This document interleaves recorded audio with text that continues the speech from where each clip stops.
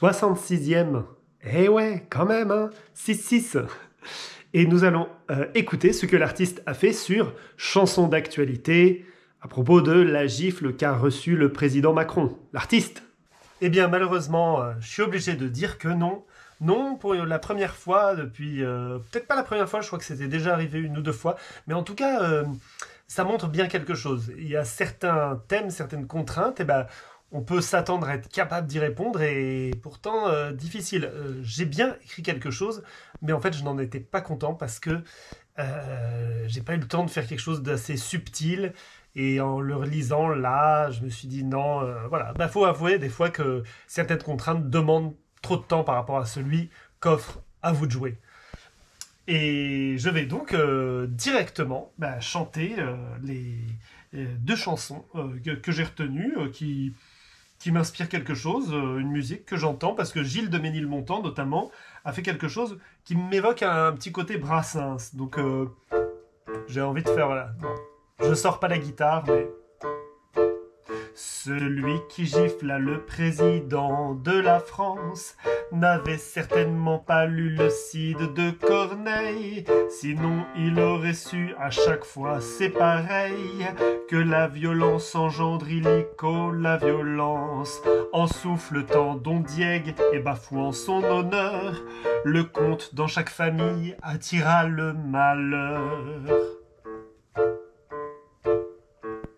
Mais notre homme n'était pas un esprit littéraire, de lettres n'en avait que trois qui forment le mot sot. Lui aurait dit tout droit notre bon Cyrano, bien qu'il n'employât pas toujours les bonnes manières.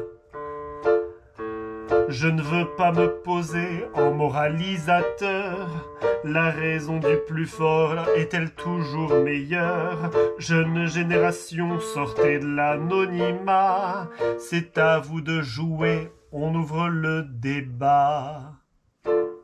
Et donc en jeune génération, nous avons Caroline de Chemin des Urnadours, qui, je l'appelle comme ça, qui du coup a fait une chanson. Alors elle définit son opinion, elle y va, et puis elle le fait de façon très claire. Voilà, elle fait un peu ce que j'aurais aimé réussir à faire, mais elle y est arrivée.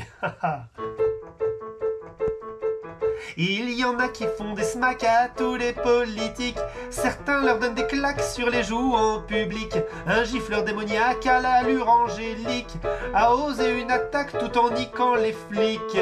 Il a mis de mandal Comac au président de la République.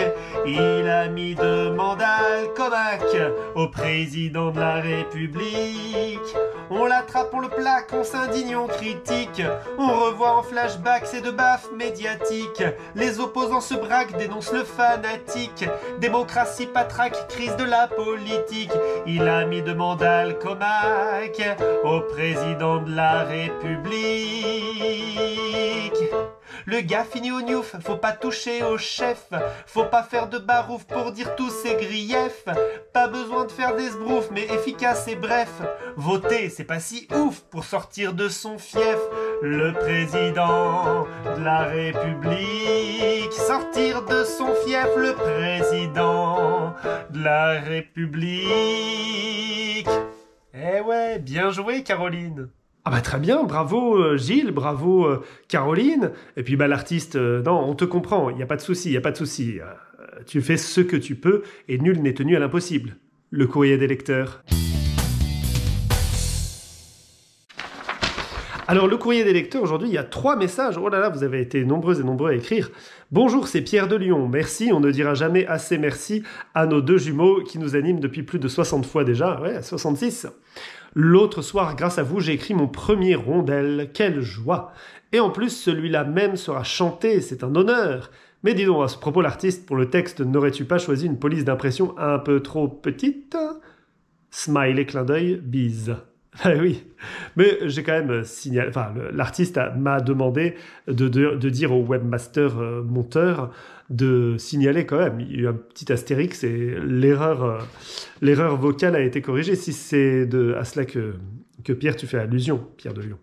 Cher courrier, sachant que notre artiste reprend ses activités théâtrales et autres, peut-être serait-il judicieux d'espacer nos travaux artistico-intellectuels. C'est vrai. Tous les 3 jours nous permettraient d'avoir davantage de temps pour peaufiner nos textes et à l'artiste de présenter nos chefs-d'œuvre sans prendre sur ses heures de sommeil. Quant au présentateur, il pourrait combler son temps libre par quelques heures de ménage. Hein? Quelques heures de ménage? Ah non, mais... je ne sais pas de quoi on parle là, parce que là, le ménage, il est parfaitement fait faire. Il est parfaitement fait faire. Donc, il n'y a pas de souci. Mais bon, quoi qu'il en soit, effectivement, je crois que l'artiste m'a glissé qu'il était d'accord avec ce message. Il l'a lu, il a lu ce message et effectivement, il était d'accord. Donc, ce qui va être amusant, c'est que les contraintes vont devenir des contraintes pour après-demain. Ce sera encore plus drôle à dire.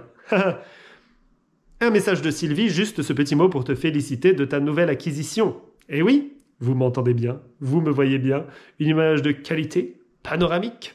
Cadeau d'anniversaire dont nous profitons largement, un vrai plus, cette qualité d'image et de son.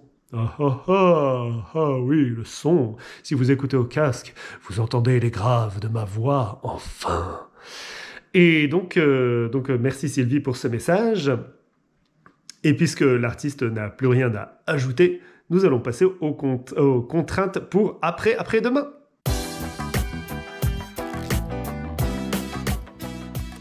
Attention, les contraintes pour après-demain. Vous allez devoir faire des rimes en bre. Alors quand je dis des rimes en bre, vous me comprenez, c'est des rimes en abre, obre, èbre, ibre, imbre, oubre. Imbre, je crois pas que imbre existe. Si quelqu'un arrive à faire une rime en imbre, c'est-à-dire donc de trouver 2 mots qui terminent en imbre, bravo. À vous de jouer.